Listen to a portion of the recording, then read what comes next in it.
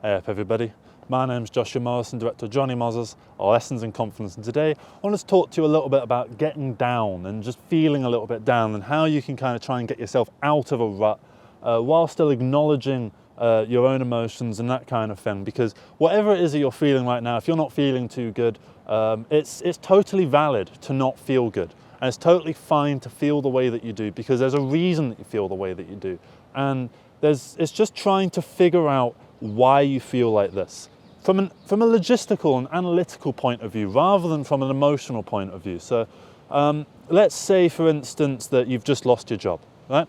It's very easy to sort of sit down and just go, oh my God, I feel so awful, like I did this and then I did this and I just sort of feel like this and I feel like this and this kind of thing happens, and it can become very overwhelming because all of a sudden you're bouncing from thing to thing to thing to thing, and you're not really understanding how these things may relate to a larger answer, right?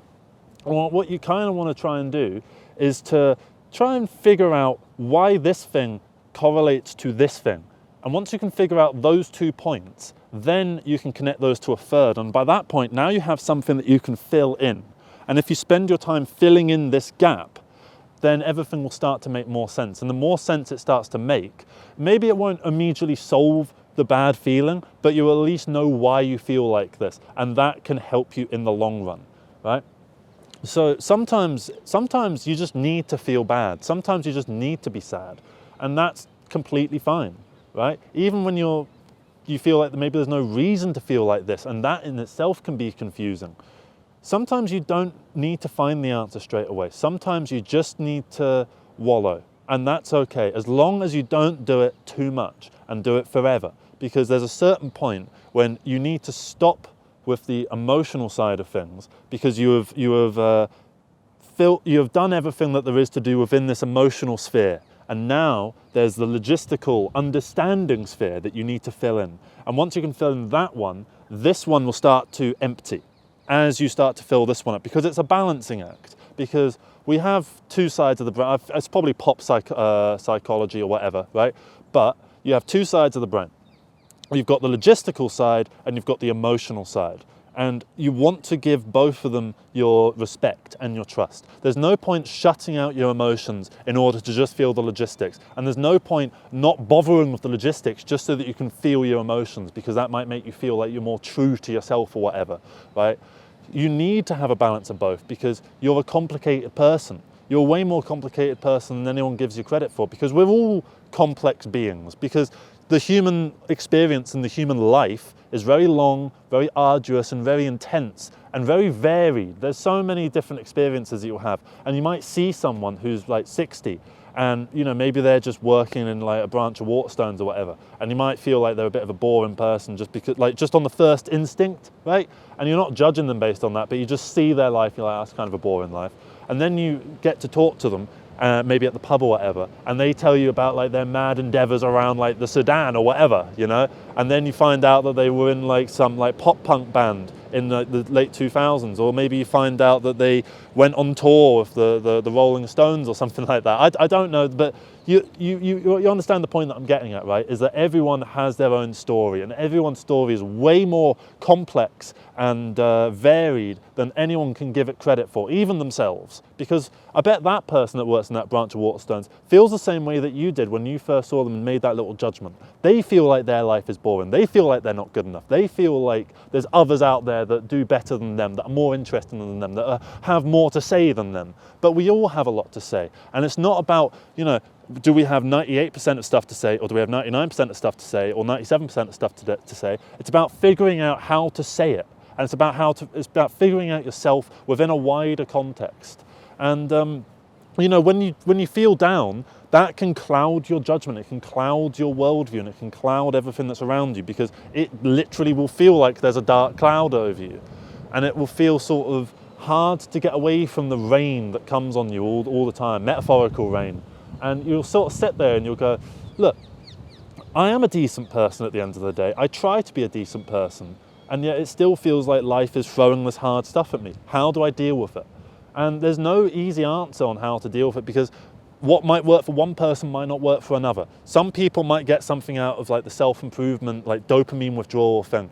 Other people might not. Some people might, turn to religion and might get something out of religion. Other people might not. Some people might take up yoga and some people might think it's a load of shit, right? But whatever works for them, works for them.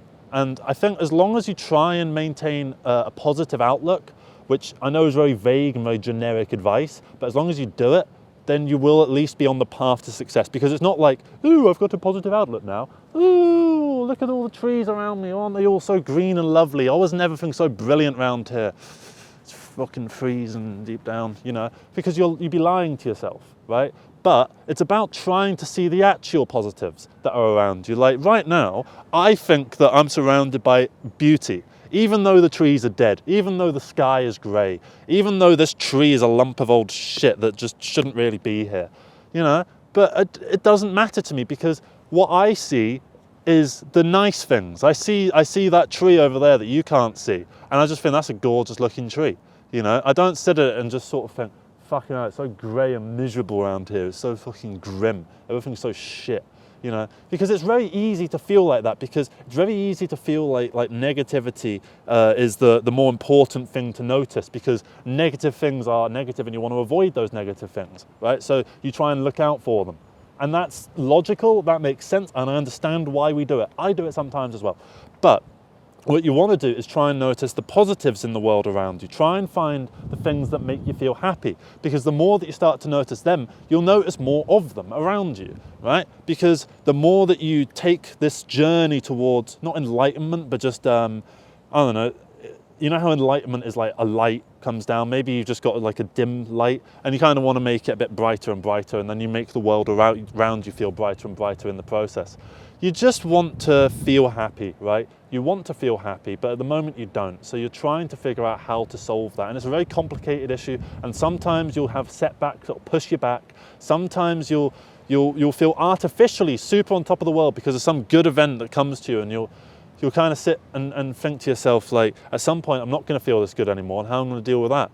And then you know what? Once that time comes, it won't be as bad as you feel like it will be, because it's very easy to catastrophize the badness. When at the end of the day, the badness is always a bit better than you think it is going to be once you get into the nitty-gritty of it, right? And then once you're in the badness, now the only way you can go is up.